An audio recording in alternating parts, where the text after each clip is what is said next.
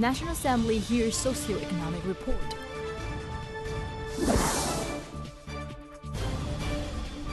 Opportunities and challenges of integration in banking sector.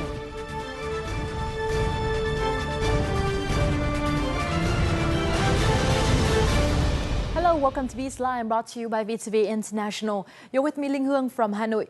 As usual, we start our show with several highlights from the past week.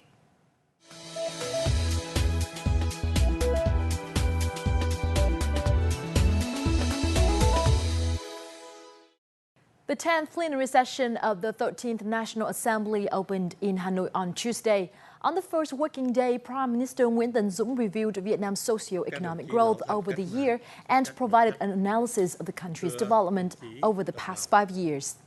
The Prime Minister reported that Vietnam had managed to maintain a stable macroeconomy while maintaining inflation under control over the first 9 months of this year.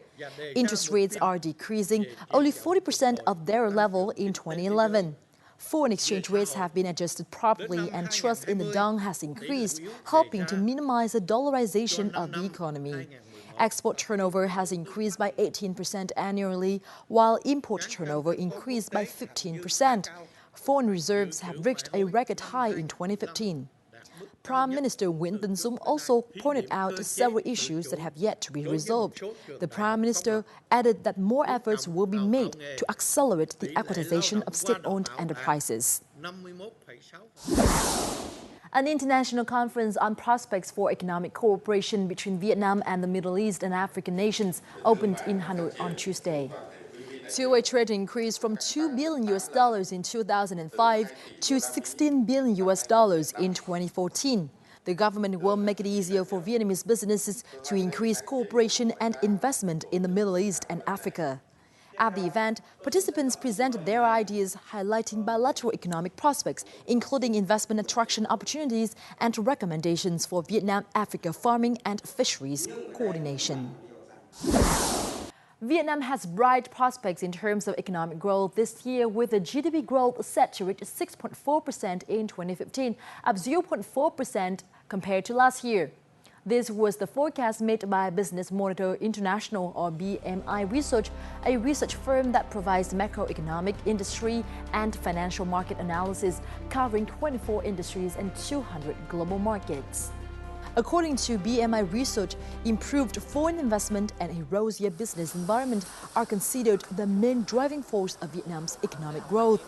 In that context, improving competitiveness and using the latest global best practices should be priorities for Vietnamese companies in the private sector. BMI Research also said that manufacturing remains a key driving force of overall economic growth in the coming time.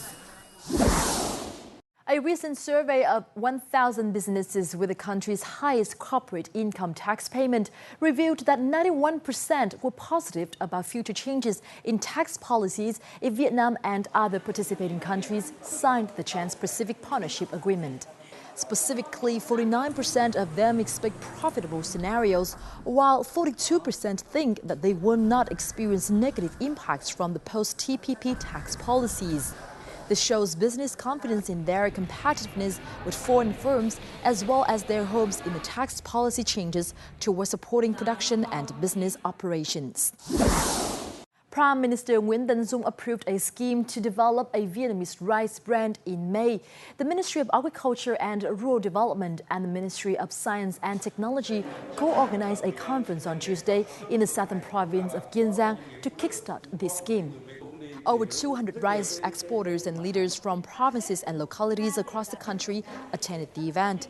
According to the scheme, jasmine, fragrant, and sticky rice brands from Mekong Delta region will be developed at enterprise level, local and national levels to improve competitiveness in the global market. The scheme is intended to ensure that 20% of Vietnam's rice export turnover will be branded by 2020, with the figure set to increase to 50% by 2030. We have just reviewed what have made headlines in the economic and business scene from the past week. Up next, we talk about opportunities and challenges that integration will bring to Vietnam's banking sector in our crosstalk.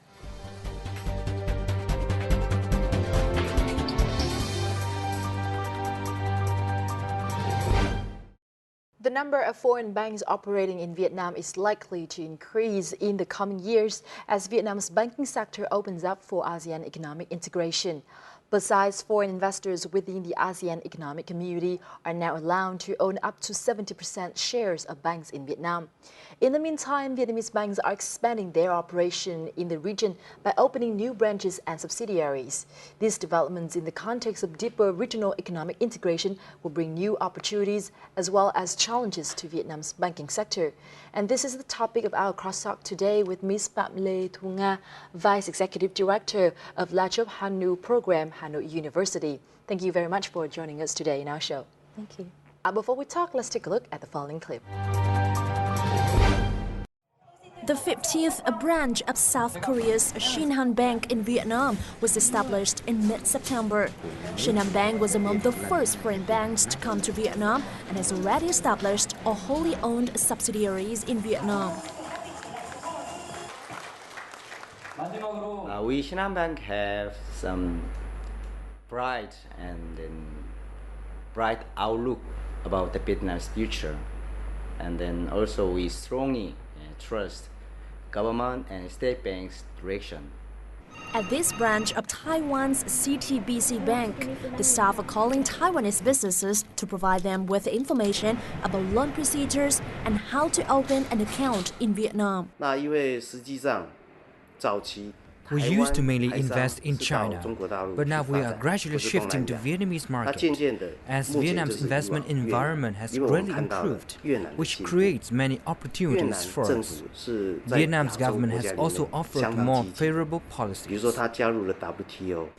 French bank BNP Paribas, after 26 years of existence in Vietnam, decided to open another branch in Hanoi with a total capital of $75 million, confronting the signing FTA between Vietnam and the EU. Hiệp định thương mại tự do giữa Liên minh châu Âu và Việt Nam, chi nhánh Hà Nội sẽ là ngân hàng duy nhất có mặt trong khối Eurozone để làm cầu nối giữa Liên minh châu Âu và các doanh nghiệp Việt Nam. According to the State Bank of Vietnam, as of the end of June, over 50 foreign banks had representative offices and 35 foreign banks had branches in the country. 5 foreign banks have opened wholly owned subsidiaries, including ANZ, Hong Leong, HSBC, Shinhan Bank, and Standard Chartered. Recently, Malaysia's Public Berhad Bank and the US-owned Citibank also received approved from the State Bank of Vietnam to operate as wholly foreign-owned banks in Vietnam. With the presence of more and more foreign banks in Vietnam, why do you think there has been such an increased interest in banking sector in Vietnam from foreign banks? The interest in the Vietnamese banking sector is quite clear due to the potential of the market. Vietnam is a country that has very strong economic growth. For example, this year we are expecting the growth to be from 6 to 7%, which is quite good comparing to the region. Secondly, Vietnam is joining the ASEAN economic community, so that would open a lot of opportunities for foreign companies to come to Vietnam, and together with foreign companies, the foreign banks will also come to Vietnam and serve their customers. We have a very large population, but the majority is actually unbanked. That means they are not, or they have not been served by the banks yet. So according to the World Bank statistic, 21% of the population actually have a bank account. Only 1% of the population that have credit cards, and only 3% that have a mortgage. So we're looking at the cake itself is expanding, and also foreign banks want to come in and enjoy that cake in the market of Vietnam. In terms of the credit supply, so basically we have a very strong demand for credit because of the problem of bad debt, so they are more conservative in lendings. So that's why in terms of matching the demand and supply of credit, foreign banks can come in and actually fill that gap. What is the most popular mode of entry for foreign banks into Vietnam? When you think about banks entering a market, they have 2 options. So they can acquire a local bank, or they invest in a local bank, so they have a local partner, or they can set up their own business, like 100% foreign-owned subsidiaries in Vietnam. What we can see is they prefer the second mode to the first one because if they come in as a minority investor or if they come in through your local partners, they have to bear the risk of the performance of that local partners. On the other hand, if they have their own banks, they actually have total control of their operations. They are in charge of their own performance. What do you think about the current involvement of foreign banks in Vietnam at the moment? In terms of asset size, now the foreign banks and their branches occupy about 10 to 11% of our total assets. Well, even though assets-wise, it is still a bit small, but the asset growth is actually very good. Secondly, now in terms of the capital size, foreign banks and branches have about 20.33% of our total market. So if you compare this, the gap of assets and the gap of capital, in terms of capital, actually the gap is smaller between foreign banks and our local banks. The growth in capital of foreign banks is also very strong. At the annual banking conference held on October 9th in Hanoi by the Institute of Manpower, Banking and Finance, experts discussed recent changes in Vietnam's banking industry, particularly technological innovation. A lot of our clients are now looking at Vietnam and beginning to think about entering Vietnam. And the interesting thing is they're thinking about entering through digital means. Because if you look at the advantage local banks have, they have big branch networks and distribution that the foreign players don't have. And building to scale is a very challenging opportunity, a very challenging proposition for these banks. Thanks to technological innovation, physical buildings and branches are no longer the only way to reach customers. Therefore, although new to the market, foreign banks can still have ample opportunities to improve their market share. In this context, domestic banks are being advised to cooperate to learn and invest in technologies. Foreign banks typically have better technology that provides faster service. And so I think in terms of the Vietnamese banks, if they're prepared to work with the foreign banks, the biggest impact I think will be in terms of service quality and providing more products to their customers. Foreign banks have many advantages in technology, ensuring international standards. But local banks also have their own advantages, understanding Vietnamese culture and local people's habits. Any bank that can balance these factors will attract customers in the coming time. How will these foreign banks compete with domestic banks? The first thing that they will do is target the group of customers that they do have an advantage to serve. They will try to serve FDI firms, because they are familiar with the practice, with the procedures and everything, or the expats, the people, the foreigners that are working in Vietnam. But I don't think that they stop there. In order to expand into Vietnam, the foreign banks will also try to look into other sectors as well. Now, the first sector that they will look at is the unbanked population. So they will try to make sure that maybe it is less costly to open an account, maybe it's more convenient to open an account, so that more and more people would think about having a bank account. And I think they have a special interest in mobile banking.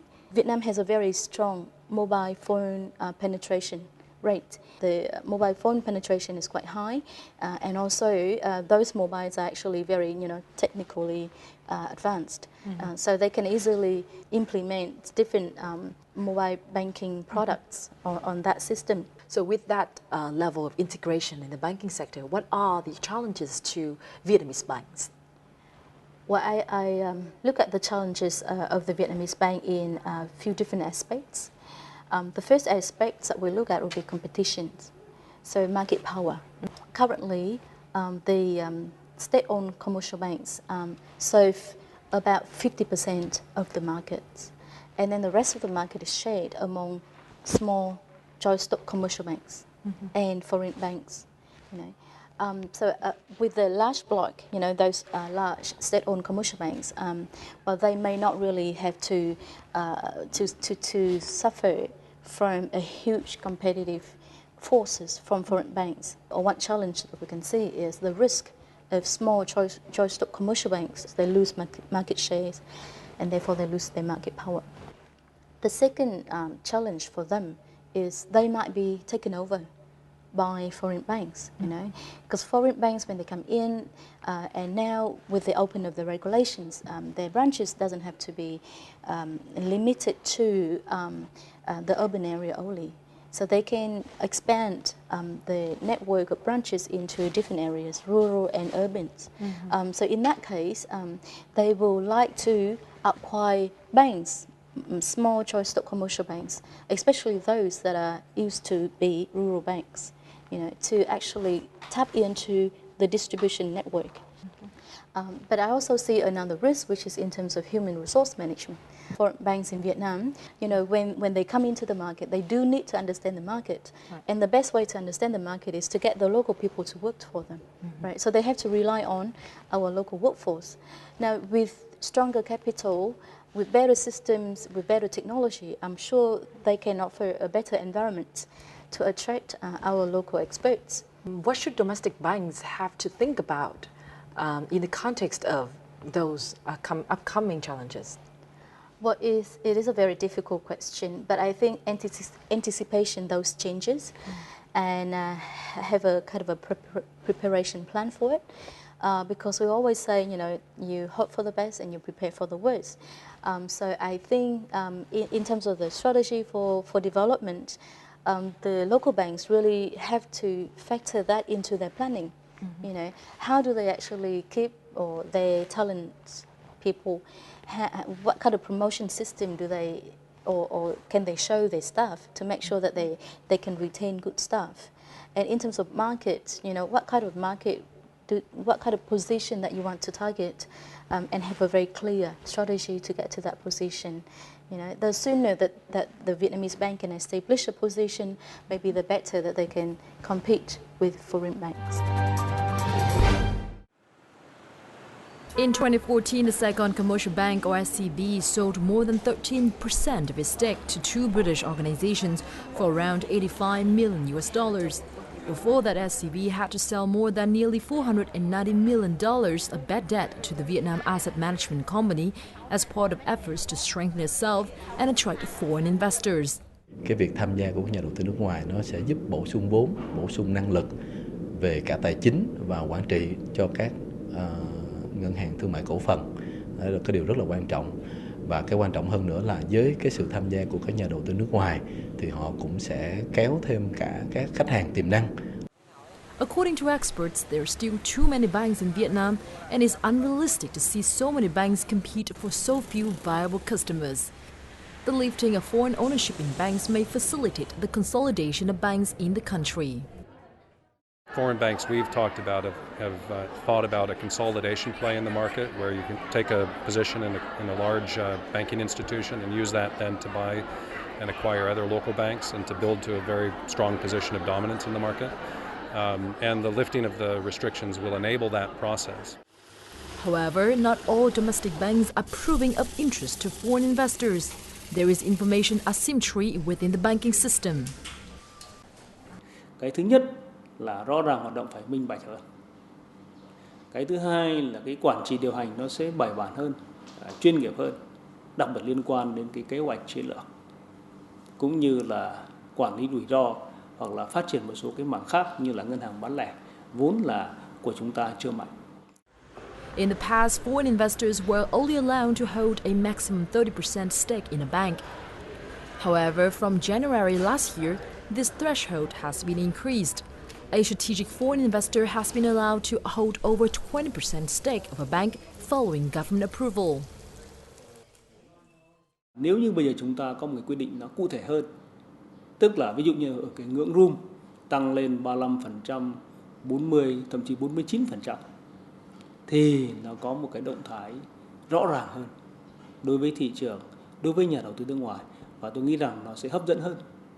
Đặc biệt là trong quá trình chúng ta đang muốn thúc đẩy cái tiến trình tái cơ cấu nền kinh tế nói chung và hệ thống tài chính ngân hàng nói riêng, cũng như là chúng ta đang hội nhập quốc tế ngày càng sâu rộng. In accordance with the regional integration commitment, Vietnam has to lift the cap on foreign ownership in domestic banks from the current level of 30%. How will the banking landscape in Vietnam change after this? Right now, we understand that the total foreign ownership room for one bank is capped at 30%, and for one single investors, that they can, let's say a foreign bank cannot buy more than 15% of a local bank, or they cannot buy more than 20% if they are a strategic investor.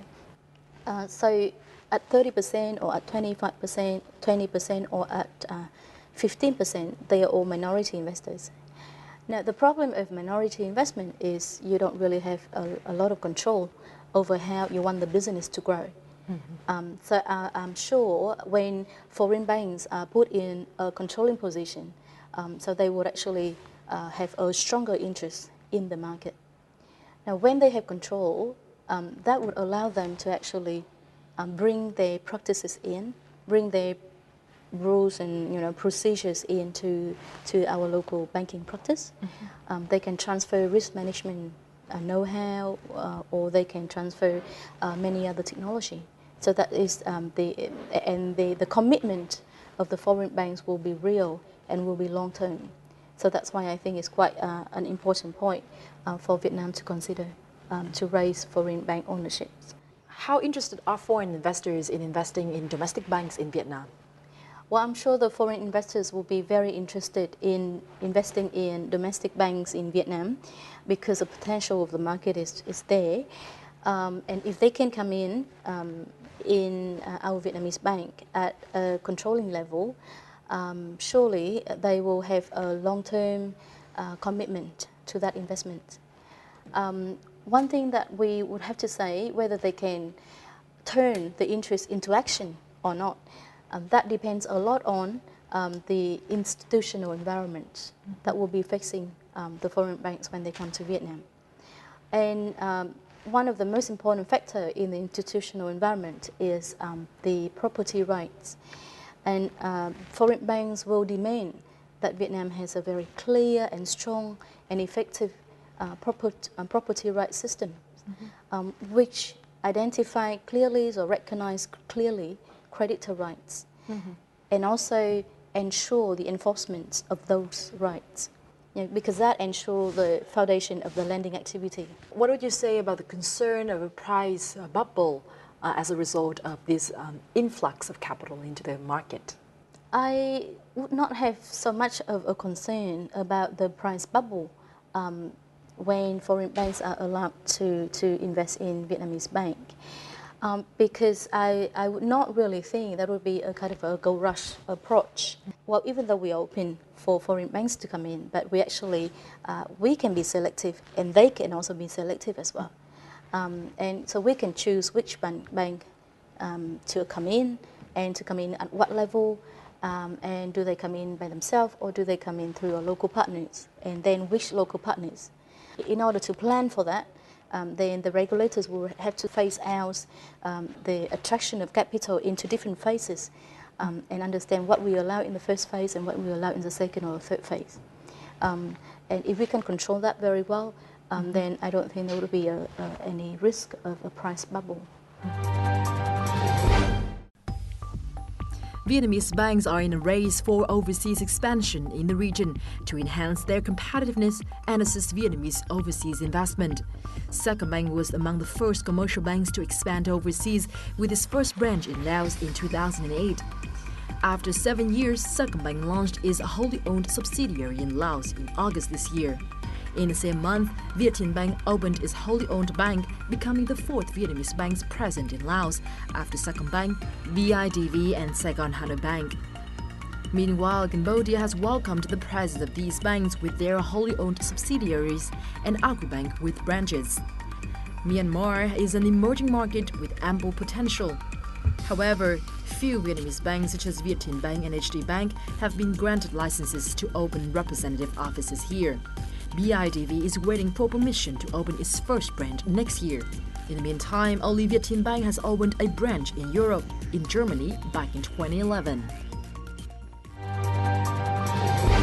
Integration also means that Vietnamese banks have now more opportunities to expand overseas. Could you tell us some of the examples where Vietnamese banks have been successful in opening new branches and subsidiaries elsewhere in the world? I would have to divide the destination into two different groups. So we have emerging markets, and on the other hand, we have mature markets.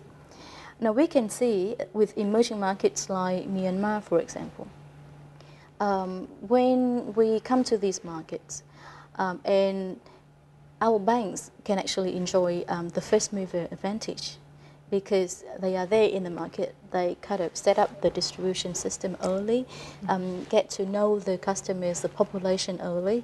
Vietnam economically is integrating into the ASEAN economic communities.